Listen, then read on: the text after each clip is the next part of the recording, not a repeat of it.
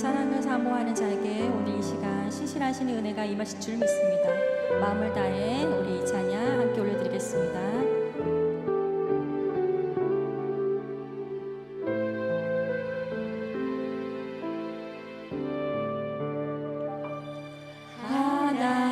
하나님의 사랑을 사모하는 자, 하나님의 평안을 바라보는 자, 너의 모든 것 창조하신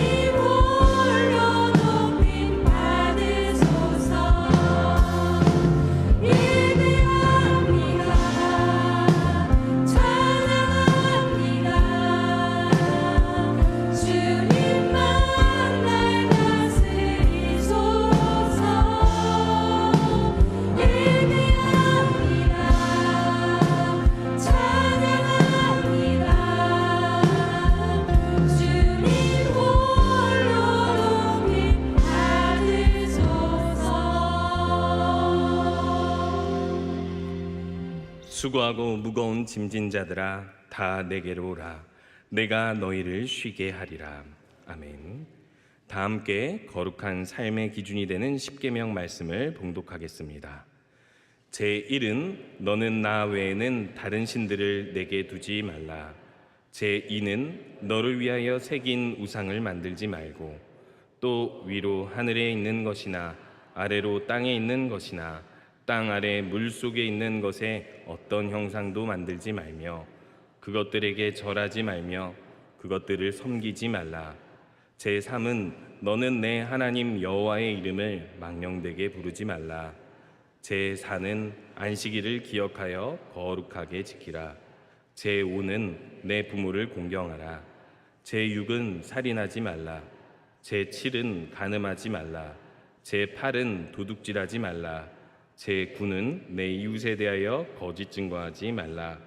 제10은 내 이웃의 집을 탐내지 말라. 이 시간 십계명의 말씀 앞에 우리 삶을 돌아보면서 주악에 맞춰 회개 기도 시간을 갖겠습니다.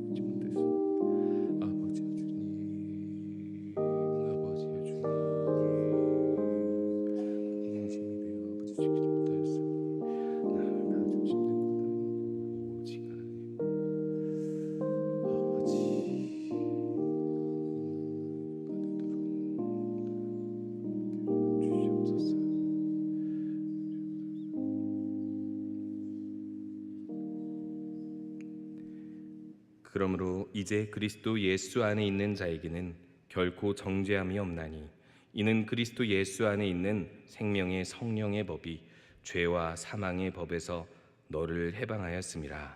아멘.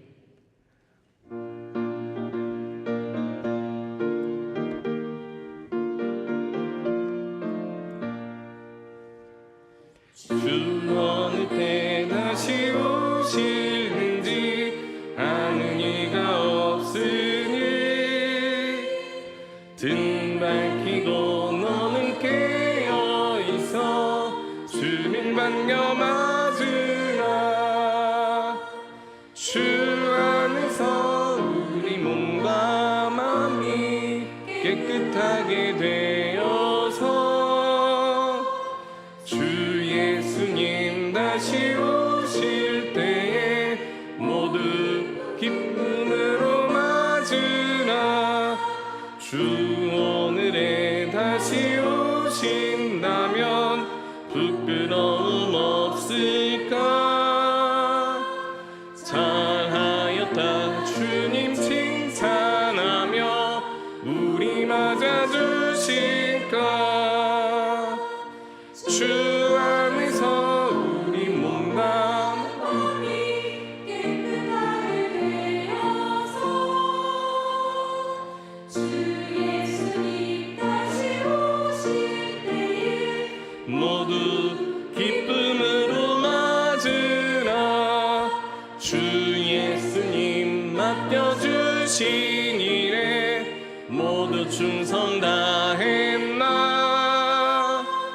내 맘속에 확신 넘칠 때에 영원한 식 없겠네. 주 안에서 우리 몸과 마음이 깨끗하게 되어서 주 예수님 다시 오실 때에 모두 기쁨으로 맞으라. 주 예수님 언제 오실는지 한밤에나 낮에나 늘 깨어서 주님 만든 성도 주의 영광 보겠네. 주 안에서 우리 몸과 마음이 깨끗하게 되어서 주 예수님 다시 오실 때에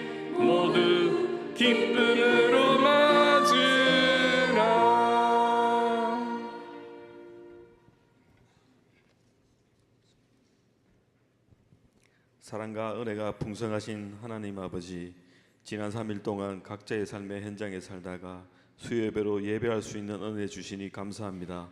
부족하고 연약한 우리는 세상 살면서 주님만 바라보지 못하고 말씀대로 살지 못함을 고백하며 회개하오니 이 시간 주님의 십자가 보혈의 긍휼을 베푸사 용서하여 주옵소서. 구미 상모교회를 여기까지 인도하여 주시고 부흥 성장케 하심을 감사합니다. 모든 성도들이 서로 사랑하고 섬기며 하나 되게 하시고 기쁨으로 헌신하는 상모교회 성도 되게 하옵시고 지역사회에 그리스도의 사랑으로 빛과 소금의 역할을 다하는 상모교회 성도 되게 하여 주옵소서. 다음 세대 비전센터 건축에 주님의 계획하심과 역사하심, 일하심을 믿고 마음과 정성을 모아 한마음으로 기도하고 헌신하게 하옵소서. 담임 목사님 영육간에 강건케 하시고 성령 충만하게 하시고 동역하시는 부교회적님들과 장로님 모든 직분자에게도 성령 충만한 은혜를 내려주시고 맡은 직분 잘 감당케 하옵소서. 대한민국 불안한 국제 정세 가운데 안정되게 하시고 위정자들이 하나님을 경외하고 겸손히 주님의 뜻을 구하는 지도자 되게 하옵소서. 이 시간 병상에 누워 계신 성도님을 위하여 위로하여 주시고 건강을 하루속히 회복시켜 주옵소서. 수요예배 말씀 전하실 고성욱 목사님 성령 충만한 은혜를 주셔서 기도로 준비하신 말씀 온전히 저희는 깨닫게 은혜 내려 주옵소서. 하나님 나라 확장을 위해 전 세계 복음 전하시는 선교사님에게 안전과 어려움 당치 않게 하옵시며 선교지에서 외롭지 않게 힘과 용기를 주사 맡은 사명 잘 감당케 하옵소서. 여호수아 디모데 청년부 낙도 선교팀이 3박 4일 동안 낙도 선교지에서 복음의 씨앗을 심고 살아계신 주님 사랑을 잘 전하고 돌아오는 길에 있습니다. 교회 도착하는 시간까지 지켜 보호하여 주시고 선교팀 피고지 않게 세임도 허락하여 주옵소서. 지학부 필리핀 단계 선교팀 선교 일정 가운데 필리핀 선교지에서 안전을 지켜 보호하여 주시고 주님 사랑 잘 전하고 주님 영광 올려드리는 선교 일정이 되게 은혜를 내려 주옵소서. 일찍 나와 기도로 준비한 수요예배 찬양팀과 불화가 성가대 찬양대원을 축복하여 주시고 찬양을 기뻐 받아 주옵소서. 예배의 시종을 주님께 의탁하오며 예수 그리스도의 이름으로 간절히 기도드립니다.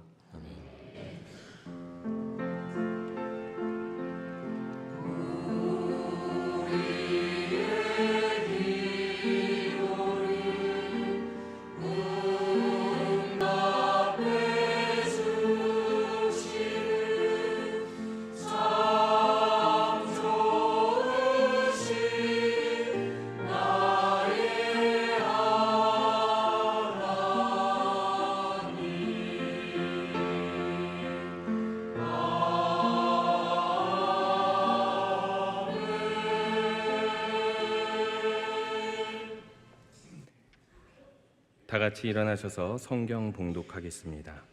마가복음 13장 32절에서 37절 말씀입니다. 신약 성경 79면에 있습니다. 마가복음 13장 32절에서 37절까지 말씀 다 함께 받들어 읽겠습니다. 그러나 그날과 그 때는 아무도 모르나니 하늘에 있는 천사들도 아들도 모르고 아버지만 아시느니라. 주의하라, 깨어 있으라. 그때가 언제인지 알지 못함이라. 가령 사람이 집을 떠나 타국으로 갈 때에 그 종들에게 권한을 주어 각각 사물을 맡기며 문지기에게 깨어 있으라 명함과 같으니, 그러므로 깨어 있으라. 집 주인이 언제 올는지, 혹 저물 때일는지 밤중일는지 닭 울 때일는지 새벽일는지 너희가 알지 못함이라. 그가 호련히 와서 너희가 자는 것을 보지 않도록 하라. 깨어 있으라. 내가 너희에게 하는 이 말은 모든 사람에게 하는 말이니라 하시니라. 아멘.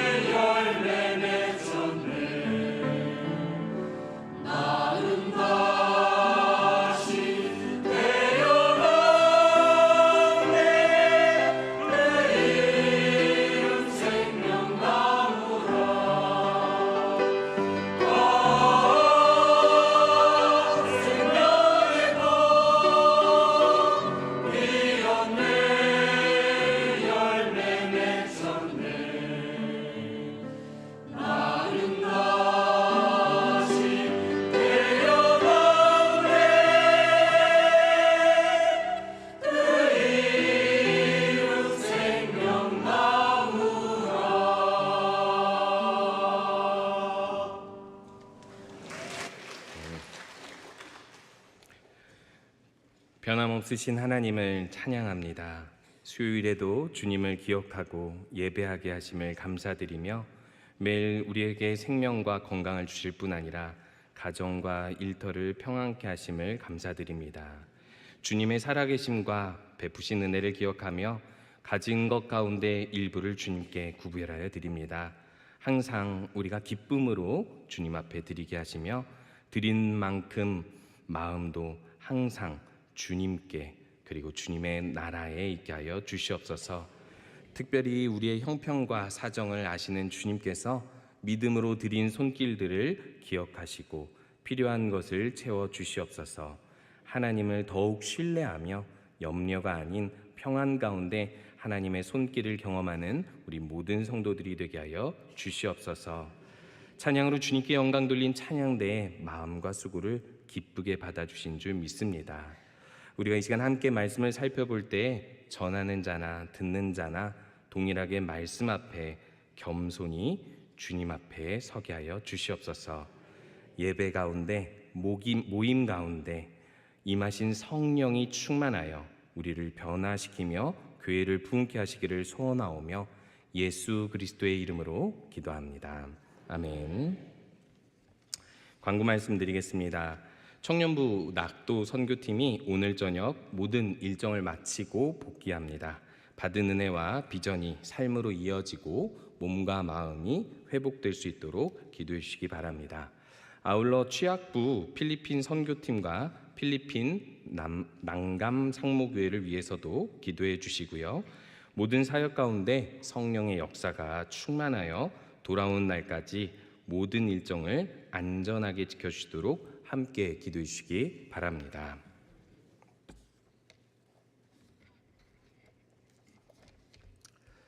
제가 처음 사역할 때 상당히 좀 작은 교회에서 적은 수의 청소년부 아이들과 함께했던 기억이 있습니다. 그때 청소년부 수련회가 몇 년 만에 이제 오픈이 돼서 이제 수련회를 가게 됐어요. 그러다 보니까 아이들이 수련회 때 기도회를 길게 하지 못하더라고요. 그런데 다행스럽게도 한 2명의 학생이 좀 이렇게 모태신앙의 신앙생활을 아주 잘 해온 아이였고요. 그 중에 한 명이 좀 인상적이어서 그 친구에 대한 이야기를 해보려고 합니다. 기도회의 첫째 날이 지나고 이제 둘째 날에는 제가 작심하고 아이들을 기도시키려고 조금 아이들의 수준보다는 길게 이끌었습니다. 이쯤 됐겠지 하고 이제 제가 마무리 기도를 하는데요. 이 마무리 기도를 하고 있는데 누가 계속 흐느끼는 거예요. 근데 그 흐느끼는 소리가 이 여자의 흐느낌 소리가 아니라 남학생이었습니다. 딱 보니까 고등학교 1학년 남학생이었고요. 제가 마침 기도를 하면 보통 기도를 멈추잖아요. 근데 기도를 멈추지 않고 계속 정말 이렇게 많이 흐느끼면서 소리를 내어 울고 계속 기도하는 거예요. 그러니까 이제 제가 지금 방금 말씀드렸던 것처럼 이렇게 기도의 배경이 별로 없었던 학생들 입장에서는 이 친구가 동물원의 원숭이가 된 거예요. 그래가지고 다들 막 뭔가 기도회를 마쳐야 되는 분위기인데 불을 켜야 되는데 불은 켜지도 못하고 막 아이들은 막 왜 저래 막 이러면서 이제 수근수근 거리고 있을 때 저는 이제 같이 가서 이 친구 함께 기도해주고 또 다른 신앙이 조금 있는 친구가 함께 기도해줘서 몇 분 정도 돼서 이 친구가 진정이 되냐면 한 기도회가 끝나고 제가 마침 기도한 후에 한 20분에서 30분 정도 지나고 나서 이제 진정이 됐습니다. 자, 이 친구는 왜 그렇게 기도회가 끝나고도 고등학교 1학년 남학생이 그렇게 흐느껴 기도했을까요? 자, 한번 맞춰보세요. 1번, 지은 죄가 많다. 2번, 집안에 혹은 주변에 아주 힘든 일이 많이 있었다.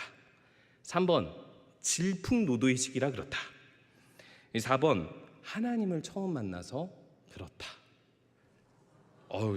예. 함정이었어요. 여기에 답이 없습니다. 제가요 이 친구한테 물어보기가 좀 그렇잖아요. 잘한 일이잖아요. 잘한 일을 제가 또 꼬치꼬치 묻는 것도 좀 이상해가지고 그냥 그거는 그날로 지나가고 이 친구를 어쨌든 거기서 사역하는 동안 가장 가깝게 친하게 그리고 또 양육하면서 이야기를 나누었는데요. 이 두 가지 특징이 있었습니다. 첫 번째는요, 아주 성격이 태평한 아이예요. 그리고 집이 너무 평안합니다. 정말 우리가 생각하는 이 최고의 모범적인 신앙과 어떤 배경을 가진 가정이었고요. 그리고 심지어 이 부모님의 걱정 혹은 기도 제목이 뭐냐면요, 이 친구가 고민이 없는 게 기도 제목이에요. 항상 뭐든지 더 발전하려고 안 하고 고민해서 갈등해서 그걸 극복하고 이런 게 아니라 항상 태평하고 평온하게 지내니까 그게 고민일 정도인 거예요. 그래서 좀 점점 더 궁금해지죠. 이 친구는 왜 울었을까? 좋아하는 여자애가 있었나? 제가 같이 사역하는 기간 동안 여학생에 대한 관심을 1도 보이지 않았습니다. 나름 제가 학생들의 연애 상담 많이 들어주거든요. 근데 어찌됐든 그 친구에게는요, 별다른 기도 제목이 없었습니다. 이 친구의 기도 제목은요, 항상 교회 친구들 걱정이었어요. 아이고, 저렇게 예배를 드려서 되겠냐, 뭐 이런 거였는데, 이 친구 신학생 지망생이었습니다. 이제 신학교 지망생이었고 그런 길을 가는 친구였는데, 그러면 이 정도로 흐느껴 울 정도면 아까 이 4번 정답처럼 처음 하나님 만났어야 되잖아요. 아니에요. 일찍이 하나님을 만나서 이 친구는 그 정도 기도하는 건 기본이었던 친구였습니다. 그런데요, 두 번째 특징이 있었습니다. 이 친구랑 얘기하다가 아마 그날, 오늘처럼 그날에 대한 설교였던 것 같아요. 그래서 그 친구랑 그런 얘기를 했던 것 같은데, 그 친구가 이제 고백을 하더라고요. 목사님, 저는요 매일 밤 다음날 책가방 싸듯이 오늘 예수님께서 오실 수 있다 생각하고 한 30분 정도 회개 기도하고 잔대요.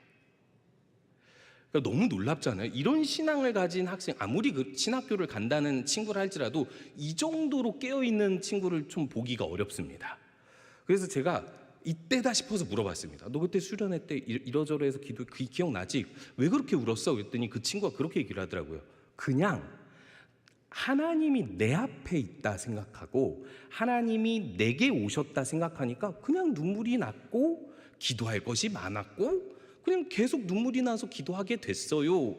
이게 사실 별다른 이유가 없죠. 그냥 성령의 임재 속에서 하나님 앞에서 눈물 흘릴 수밖에 없는 자신의 처지를 고백한 겁니다. 그런데 어떻게 그 친구가 그런 신앙을 가질 수 있었냐? 매일 밤 깨어 있었기 때문에 그렇습니다. 오늘 잠자다가 혹시 주님이 마지막 심판 때 모습으로 오시면 준비되어 있어야 되잖아요. 그래서 그 친구는 매일 주님 만날 준비가 되어 있는 친구였습니다. 자, 그럼 이 친구의 믿음은 특별한 믿음입니까? 어떻게 생각하시나요? 제가 이렇게 설명하는 도중에 우리 성도님들께서 우와 하셨거든요. 기본 아니에요? 예, 그래서 저는 첫 번째로 말씀드리고 싶은 부분이 바로 이겁니다. 그날을 위해서 우리가 매일 준비하고 깨어있는 것은 믿음의 기본값입니다.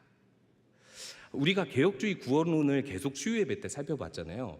조금 이런 질문을 던질 수 있습니다. 구원받는 믿음이 뭐 이렇게 복잡해? 이렇게 생각할 수도 있어요. 어떤 분은. 근데요, 제가 신학교를 처음 갔을 때 역사신학 교수님 중 되게 뛰어난 교수님이 계세요. 이 교수법도 좀 뛰어나요. 좀 독특해요. 뛰어난 정도가 아니라 독특합니다. 근데 그분이 이 칼빈의 어떤 그 구원론을 이야기하면서 이렇게 표현하더라고요. 니들 다 믿음으로 구원받는다고 배우고 여기 왔지? 믿음으로 구원받는다는 걸 니네가 알아? 이렇게 얘기했어요. 진짜 정말 이렇게 얘기했습니다. 이 마치 옛날에 신구 선생님이 니들이 개맛을 알아? 라고 하는 것과 같은 뉘앙스였는데요. 우리들은 그게 너무 궁금했어요. 왜 교수님은 저렇게 얘기하지? 당연하잖아요. 믿음으로 구원받는다. 제가 이거에 대한 더 설명을 하지 않아도 개혁주의 구원론을 한번 떠올려 보시기 바랍니다. 간단하지 않죠. 믿음은요, 그냥 단순히 그렇다 지적인 동의나 순간적으로 결단해서 이루어지는 아주 간단한 문제가 아닙니다.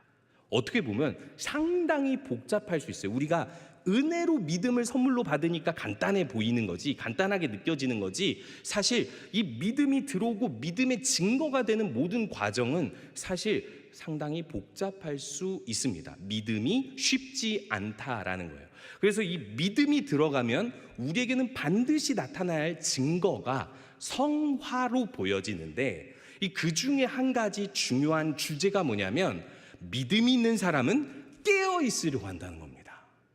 나 잠들어 있는 거 아니야? 나 이렇게 살면 안 되는 거 아니야? 나 이렇게 믿으면 안 되는 거 아니야? 자꾸 자신을 깨우려고 한다라는 겁니다.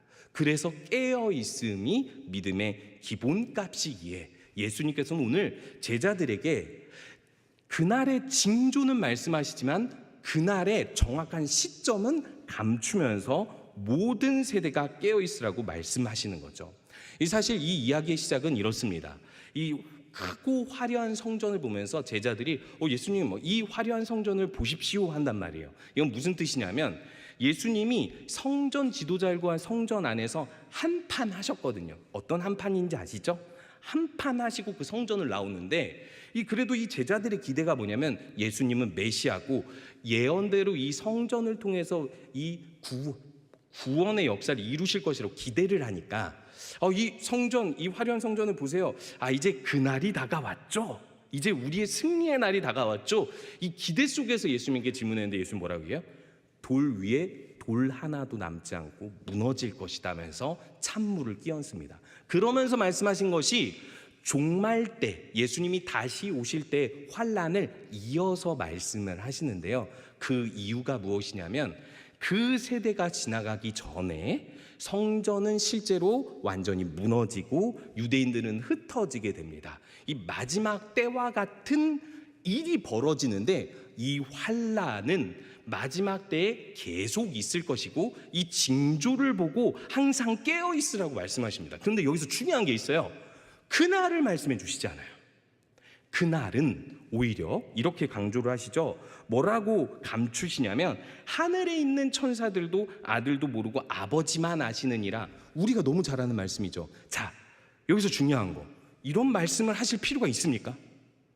하늘에 있는 천사들과 아들이 알면 어때? 우리만 모르면 되지. 자, 바꿔서 이야기하면 굳이 하늘에 있는 천사들도 아들도 모른다라는 사실을 예수님이 강조할 필요가 없어요. 그럼 이 강조점은 무슨 강조점을 이야기하는 거냐면요, 절대 너희들이 알 리도 없고 알려주지도 않는다라는 사실을 못 박는 말씀입니다. 그날과 그때를 너희들이 모르는 것이 진리다라는 겁니다. 자, 그러면 이게 무슨 작용을 일으키냐면요, 이 사실 이 구약 성경에서 이 그날에 대한 기대는요, 여호와의 날이라고 해서 유대인들이 다 이렇게 기대했습니다. 그날이 되면 메시아가 오면 무슨 일이 벌어져요? 우리 이스라엘 민족은 구원받고 모든 이방 민족들, 우리의 적국들이 다 심판받을 거라고 생각을 해서 웬만큼 이스라엘의 종교에서 문제없이 신앙생활하고 있는 모든 유대인 백성들은 어떻다? 당연히 구원받는다라고 생각했습니다. 그렇기 때문에 그때 하나님께서 예수님 앞에 보내셔서 준비하게 하신 회개의 세례를 세례 요한이 베풀면서 뭐라고 이야기해요? 너희들이 모두 다 아브라함의 자손이라고 생각하지 말아라. 하나님은 이 돌들로도 구원하실 수 있는 분이시기 때문에 너희들이 지금 회개하지 않으면 너희들의 구원이 없다라고 이야기합니다. 이것을 조금 더 바꿔서 이야기하면요, 지금 예수님께서 너희들은 그날을 모를 거야, 그리고 징조가 있을 때마다 항상 깨어 있어야 돼라고 말씀하시면서 마태복음에서 한 가지 이야기를 끌어오거든요. 비유를 끌어오거든요. 그게 무엇이냐면 두 사람이 밭에 있는데 한 사람은 데려감을 당하고 한 사람은 버려둠을 당한다. 많은 사람들이 이걸 자꾸 휴거랑 연관해서 생각을 하는데 맥락만 생각해 보면 이게 무슨 뜻이에요? 지금 이 이야기를 듣고 있는 너희 제자들, 모든 믿는다고 하는 사람들 두 사람이 깨어있지 않으면 버려둠 당한다라는 뜻입니다. 아주 간단히 그것을 이야기해주고 있는 거예요. 강조해주고 있는 거예요. 너희들이 유대인이야? 하나님 믿는다고 주장해 주여 주여 하는 자마다 다 천국에 들어갈 것이 아니라 내가 너희들이 가르친 대로 항상 그날이 오늘인 것처럼 깨어 사는 사람들에게 구원이 주어진다라는 것을 믿음의 증거는 깨어있음이라고 강조해주고 있는 것입니다. 방심하지 마예요. 제자들, 너희들 내 제자라고 방심하지 마. 깨어있어야 돼 라고 이야기해주고 있는 것이죠. 어떻게 보면 예수님이 십자가에 못 박히실 때 부인했던 베드로에게도 주시는 말씀일 수도 있고요. 어떻게 보면 예수님을 팔아넘겼던 가룟 유다에게도 주시는 말씀일 수도 있고요. 역시 지금 모든 세대를 살아가는 우리들에게 하시는 말씀이기 때문에 37절에 내가 너희에게 하는 이 말은 모든 사람에게 하는 말이니라 라고 말씀하신 것입니다. 그래서 제가 그런 생각을 해봤어요. 만약 예수님께서 그날을 알려주셨다면 무슨 일이 벌어질까? 첫 번째, 그날을 알려주시면 그날이 아닌 모든 세대의 사람들은 어떻게 살아갈까요? 정말 자기 마음대로 살겠죠. 그죠? 그러면 그날에 가까운 모든 전 세계의 사람들은 어떻게 될까요? 자신의 믿음이 진심인 것 마냥 그날에 가까울수록 전 세계 모든 사람들이 회개한 것 같은 순간적인 반응으로 하나님께 잘 보이려고 하겠죠. 물론 하나님은 그들의 진심을 다 아실 것입니다. 하지만 하나님께서 이렇게 그날을 숨기고 징조만 알려주시겠다고 말씀하신다는 건 모든 세대의 사람들에게 이 말씀을 듣고 깨어서 오늘이 그날인 것처럼 준비된 그 사람들만 내 사람들이라고 이야기하는 겁니다. 그래서 모든 세대에게 깨어있으라고 예수님께서는 이리도 강조하면서 말씀해 주시고 계시는 것입니다. 그래서 제가 또 한 가지를 생각해 봤습니다. 성경에서 어떤 사람들이 가장 많은 회개의 반응을 일으켰는가? 이 생각을 쭉 해보니까요, 제 판단이 틀릴 수도 있습니다. 목사지만 가장 짧은 시간에 가장 많은 사람들이 회개한 역사가 있는데 그게 요나서에 나옵니다. 누구죠? 니느웨 백성들. 니느웨 백성들, 얘네들은 심지어 하나님 백성도 아니에요. 성경적 배경, 신앙적 배경이 없는데 요나가 가서 3일 선포하라니까 심지어 하루 선포합니다. 하루 선포했는데 니느웨 백성들이 뭐 어떻게 반응을 해요? 짐승들까지도 금식할 정도로 완전히 회개에 반응하니까 거기에 있는 백성들이 수십만 명인데 하루아침에 하나님께서 그 심판 선언을 하신 하나님께서 그들을 용서해 주시고 구원해 주셔서 요나가 뿔이 나죠. 자, 이들은 왜 회개했을까요? 아주 단순해요. 오늘이 심판날이다. 이거 하나였습니다. 다른 게 없어요. 뭐 이런저런 설명, 성경적 배경 다 떠나서 오늘이 심판날이라고 생각을 해버리니까 그날 회개해버리는 거예요. 금식하면서. 이 심정을 예수님께서 전달하고 있는 것입니다. 실제로 그래요. 니느웨 백성의 회개는 이스라엘 백성들에게 대한 교훈이에요. 회개하지 않아서 이스라엘 백성들은요, 선지자들이 우리 교캉스에서 계속 이렇게 구약 성경 읽다 보면은 저만 느꼈는지 모르겠지만 자꾸 심판 그래요. 이거 빨리 읽으면 좀 이상하게 들리는데 심판.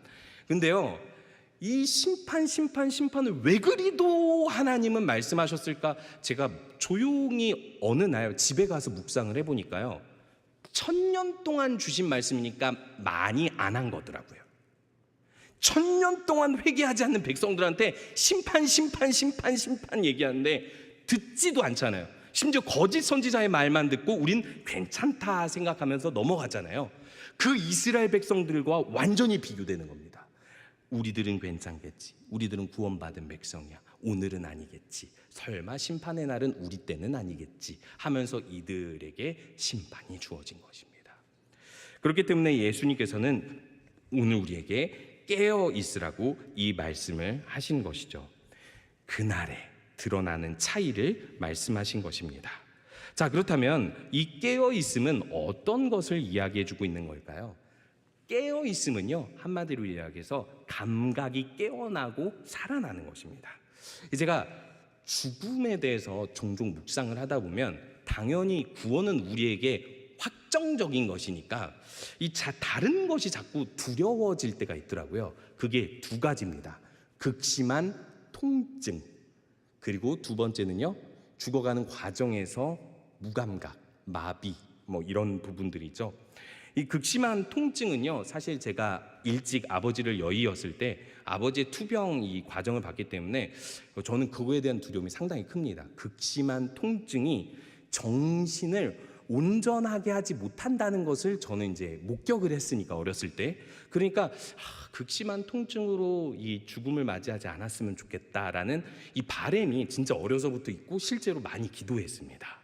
그런데요, 극심한 통증도 극심한 통증이지만 그것보다 또 무서운 것이 있는데 바로 마비나 무감각 상태입니다.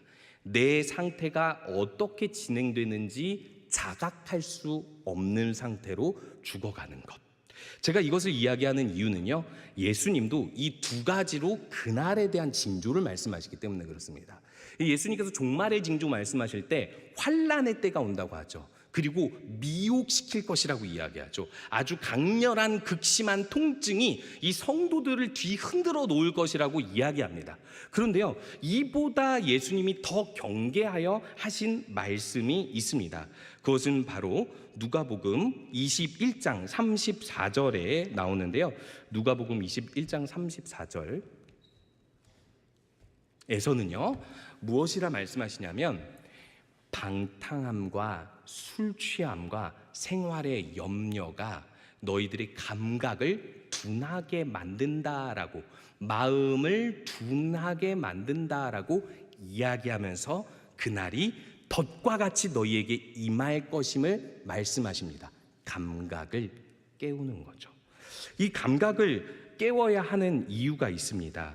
이 수많은 사람들이 이 영적으로 무감각해지는 이유는 그날이 더디 오기 때문이고, 실제로 오늘 오지 않은 그날을 더디 오리라라고 생각을 하기 때문에 그런 것인데요. 그래서 예수님께서는요, 이 더디 오리라 생각하면서 전혀 그날에 대한 자각이 없이 살아가는 시대의 사람들 두 시대를 이야기하고 있습니다. 누가복음 17장입니다. 누가복음 17장 함께 읽어보도록 하겠습니다. 노아의 때 된 것과 같이 인자의 때에도 그러하리라. 노아가 방주에 들어가던 날까지 사람들이 먹고 마시고 장가들고 시집가거나 홍수가 나서 그들을 다 멸망시켰으며, 또 롯의 때와 같으리니 사람들이 먹고 마시고 사고 팔고 심고 집을 짓더니. 자, 공통점이 있죠. 뭐죠? 먹고 마시고입니다. 먹고 마시고 장가들고 시집가고 사고 팔고 심고 집을 짓는 것이 죄예요? 아니죠. 그리고 우리 창세기로 잘 알고 있지만 노아 홍수 때의 죄는 폭력성이었습니다. 이 소돔과 고모라의 죄는요, 참 여러 가지만 어찌됐든 상당히 비윤리적이고 비인간적인 죄악들이 거기에 성행했잖아요. 자, 그렇기 때문에 예수님께서는요, 차라리 노아의 때와 롯의 때를 그렇게 이야기하시는 것이 더 성경적이어 보이는데, 예수님의 강조점은 다른 데 있었어요. 그것이 무엇이죠? 먹고 마시고 장가들고 시집가고 하는 모든 일상에 뭐가 없다? 하나님이 없다. 분명히 심판의 때가 주어진다고 예언하고 경고하고 깨어있으라고 하는데 아무도 깨어나지 않고 무감각한 상태로 살아가는 거예요. 그런데 이와 반대의 삶을 사는 사람이, 우리가 잘 아는 한 사람이 있는데요, 바로 에녹입니다. 에녹에 대한 이야기도요, 성경에서 자세하게 이야기하지 않아요. 그냥 에녹에 대한 이야기 보면은 에녹도 먹고 마시고 결혼하고 애를 낳고 그 다음 죽음을 보지 않고 하늘로 올라갔죠. 자, 그런데 에녹의 특이점이 한 가지가 있어요. 그게 바로 동행입니다. 그런데요, 더욱더 재밌는 것은 뭐냐면, 에녹은 하나님과 동행하다가 죽음을 보지 않고 하늘로 올라갔는데, 동행한 횟수가, 에녹이 365세를 살았는데 동행한 횟수는 300년이에요. 65세에 무드셀라를 낳고 나서 하나님과 동행하더니라고 이야기합니다. 도대체 이 저자의 의도가 무엇인지를 알 수가 없죠. 뭔가 좀 힌트를 더 줬으면 좋겠는데, 그래서 재밌게 한번 생각해 보면요, 무드셀라가 969세에 죽는데 이 969세에 무슨 일이 벌어지냐면 누구의 나이와 일치가 되냐면 노아의 600세 나이와 일치가 됩니다. 즉 홍수가 일어나는 심판의 때에 무드셀라가 죽게 되는데, 자 그럼 이걸 무드셀라와 에녹은 알았을까요? 몰랐을까요? 몰랐죠. 아니 홍수 심판을 노아도 그때 돼서 하나님의 명령받고 알았는데 어떻게 에녹과 무드셀라가 알았겠습니까? 근데 성경은요, 지나간 과거의 이야기를 이렇게 묶어서 함축적으로 제시할 땐 뭘 이야기해요? 무드셀라는 심판의 때 마지막으로 노아와 함께 살아왔던 한 사람으로 이야기하고, 이 무드셀라를 낳고 나서 에녹이 하나님과 동행했다라는 이 이야기를 사실상 아담의 때 하나님의 심판을 받고 나서 하나님을 예배하는 백성으로 살아가는 도중에 에녹이 무드셀라를 낳고 나서 어떤 마음으로 하나님과 동행했는지를 이야기해주고 있는 거예요. 하나님은 심판하시는 주권자이기에 내가 하나님의 딱 달라붙어서 매달리면서 살아가면서 그렇게 깨어 살아가지 않으면 안 되겠다는 마음으로 동행했다는 것입니다. 우리들이 동행하다라고 이야기하면 사람과 사람 평등한 관계에서는 같이 걷다, 같은 일을 한다, 같은 마음으로 간다 이지만, 하나님과 사람의 동행은 좀 다르게 표현됩니다. 어떻게 표현이 돼요? 하나님 앞에서 엎드려 하나님의 뜻을 따라 하나님께 완전히 매달려서 따라가는 것이 동행이죠. 우리가 흔히 말하는 예수님의 제자가 돼서 따라가는 삶, 이게 바로 동행인 거죠. 왜? 우리는 죽음과 심판이 있기 때문에 생명과 구원은 하나님밖에 없어서 매일을 그렇게 깨어 살았다는 것을 에녹의 300년의 동행의 삶을 통해서 이야기해주고 있다라는 것입니다. 자, 그럼 여기서 우리가 한 가지 더 살펴봐야 될 것이 있어요. 그러면 이제 우리가 마음으로 깨어 있고 매일 밤 회개기도 하고 이제 하나님과 동행하는 마음으로, 그렇게 평안한 마음으로 살면 완전히 준비된 믿음일까요? 많은 사람들이 여기까지 가는 경우가 많습니다. 사실 제가 어렸을 때 친구랑 이제 교회 친구랑 많이 나누었던 주제가 그날에 대한 것이었어요. 그러니까 중고등학교 시절에 저희들에게 심지어 옛날에 우리 상목교회도 문학의 밤 했겠죠? 문학의 밤 모든 전국에서 다 했으니까 문학의 밤 주제를 그날로 잡았어요. 그날. 그 정도로 되게 그날을 사모했습니다. 그 중에서 가장 그날을 사모했을 때가 언제인 줄 아세요? 고3 수능 시험 전날. 예수님이 빨리 다시 오시기를 소망하면서. 근데 이 그날에 대해서 이야기를 나눌 때, 너는 이렇게 좀 환란의 때와 이렇게 이 종말이 가까이 하면 너 어떻게 할 거야? 이렇게 하면은 제 친구가 항상 하는 말이 저에게도 그 당시에는 정답이라고 생각했어요. 나 산속에 가서 기도만 할 거야. 난 기도원 가서 기도만 할 거야. 금식하고 기도만 할 거야. 이 되게 존경스럽지 않습니까? 그런데요, 예수님께서는 그렇게 말씀하시지 않았습니다. 자, 살펴보면요, 34절에 이렇게 말씀하고 있어요. 우리 함께 읽어보도록 하겠습니다. 가령 사람이 집을 떠나 타국으로 갈 때 그 종들에게 권한을 주어 각각 사물을 맡기며 문지기에게 깨어있으라 명함과 같으니라고 이야기합니다. 문지기에게 주인이 뭘 맡기고 갔어요. 집을 맡기고 갔어요. 그럼 문지기는 집을 맡기고 주인이 떠나면 보통 어떻게 해요? 주인 없으니까 자야죠. 아닙니다. 이 문지기가 할 일은 주인이 없는 동안 깨어서 집을 지키는 거예요. 그죠? 이거 너무 당연한 거죠. 자, 그러면 일을 준 거예요? 안 준 거예요? 준 거죠. 그럼 깨어있다라는 것은 무엇을 뜻하는 거죠? 하나님께서 맡기신 일을 하고 있으라는 겁니다.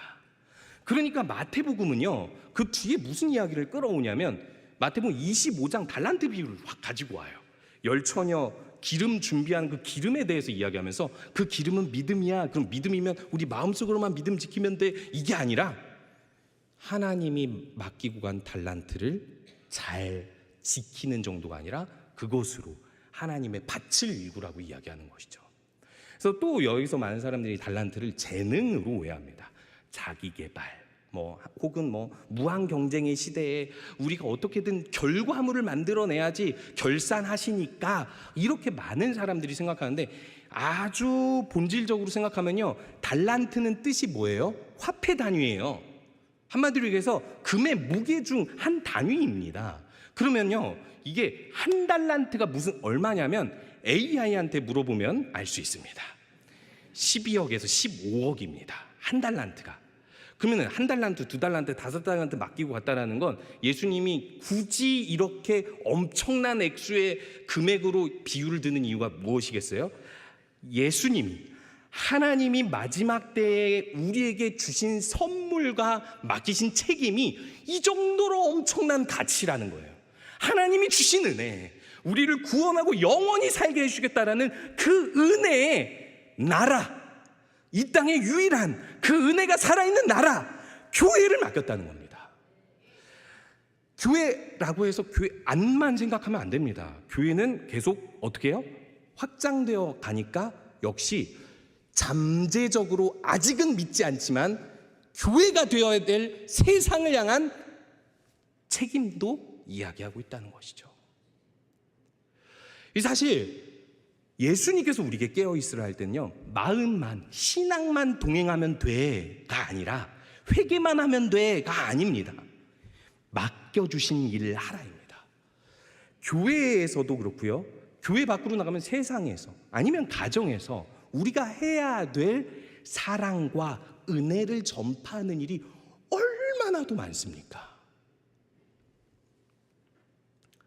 예수님께서는 그래서 오늘 이 제자들에게, 그리고 모든 세대에 이 말씀을 듣는 사람들에게 깨어 있으라고, 하나님과 동행하는 것은 아무 일도 하지 않고 기도만 하고 말씀만 묵상하는 것이 아니라 맡겨진 일, 하나님이 주신 이 엄청난 액수의 가치, 하나님 나라를 계속해서 확장시켜가고 세워가는 일이라고 말씀하고 계시는 거예요. 이 일을 하지 않으면 깨어있는 것이 아니라는 말씀입니다. 사실 이렇게 생각하면 좀 무섭죠. 오늘 내가 무슨 일 했나 싶기도 하죠. 그래서 저는 이 말씀을 마치면서 이 두 가지 적용을 제안하고자 합니다. 역시 저도 이것을 매일 하지 못했던 때가 많은데요, 우리 함께 이 적용이 꼭 그래야 되는 것은 아니지만 한번 이 적용에 대해서 다시 생각해 볼 필요가 있다고 생각이 듭니다. 첫 번째, 제가 처음 예화로 들었던 그 친구처럼 매일 밤, 오늘 예수님이 다시 오실 것이다 라는 준비하는 마음으로 기도하시기 바랍니다. 회개 기도도 좋고 다른 사람을 위한 기도도 좋습니다. 세상을 구원하는 기도도 좋습니다. 그리고 매일 아침에는요, 오늘 예수님이 다시 오신다면 나에게 맡기신 일이 무엇일까를 묵상하시기 바랍니다. 아주 소소한 것도 좋습니다. 누군가에게 긍휼과 은혜를 베풀어주고 사랑하는 가족들에게 조금 더 양보해주는 일이 될 수도 있지만, 물론 제가 이런 말씀을 준비하면서 하반기 개강을 염두에 두지 않고 말씀을 준비하지는 않았겠죠. 우리 모든 상목교회 성도님들께서 이 준비하고 깨어있는 마음으로 주님의 일에 기쁨으로 헌신하며 동참하는 성도님들 되시기 바랍니다. 이 시간 함께 기도하고 마치도록 하겠습니다. 이 시간 잠시 묵상으로 기도했으면 하는데요, 하나님, 내가 혹시 무감각해지고 둔하여진 마음이 있습니까? 나를 성령으로 깨워주시옵소서. 예수님께서 우리에게 주신 은혜가 이렇게 큰데, 우리에게 맡기신 하나님 나라의 열쇠가 이리도 귀한데 내가 온전히 주님께 충성하지 못했습니다. 매일 밤 매일 아침 주님 그날을 준비하는 마음으로 주님께 충실한 종이 되게 하여 주시옵소서. 함께 기도하겠습니다. 주님,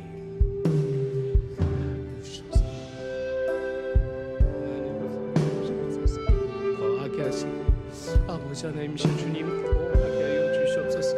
아버지 주님께서 주신 은혜가 너무나도 많습니다. 아버지 우리에게 맡겨주신 일들이 아버지 너무나도 큰데도 아버지 하나님이신 주님 전도하는 것도 아버지 누군가를 사랑하는 것도 아버지 주님 양보하고 섬겨주는 모든 일에도 아버지 게을리했던 저를 봅니다. 아버지 그저 아버지 누구 때문이 아니라 아버지 주님 나의 만족을 위해서가 아니라 오직 하나님 한 분 아버지 그날에 아버지 주님 우리 앞에 찾아오셔서 아버지 주님 어떻게 충성되이 일했냐고 어떻게 하나님께서 맡겨주신 그 은혜를 따라 살았냐고 물어봤을 때 아버지 주님 내가 여기 있습니다. 주님 내가 아버지 주님을 위해 나를 아버지 드려왔습니다. 아버지 주님 우리 여전히 부족하지만 여전히 죄인이지만 아버지 하나님 앞에서 아버지 주님 만날 날을 기다리면서 아버지 사모하면서 아버지 주님의 영광을 바라보면서 아버지 깨어있게 하여 주시옵소서.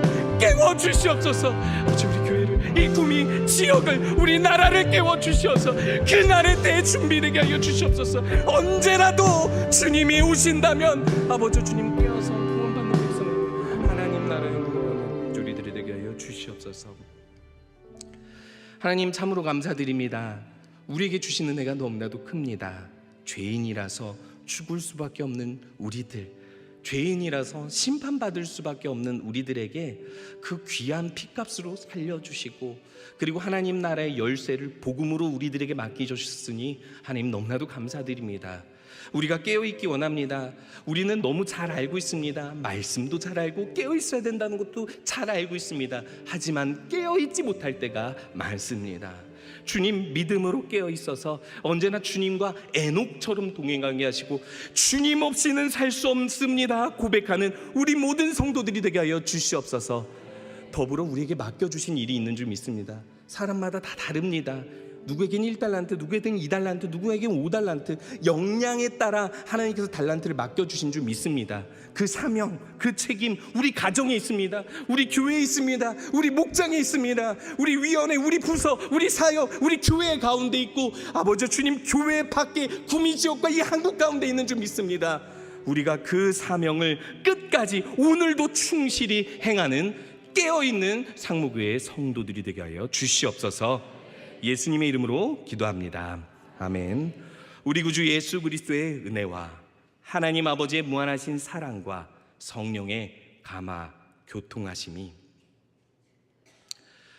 오늘도 말씀으로 깨어있기를 바라며 주님과 동행하며 주님께서 맡겨주신 일을 충성되이 행하기를 소원하는 그렇게 결단하는 구미 상모교회 성도들 가운데 지금부터 영원까지 항상 함께 있을지어다.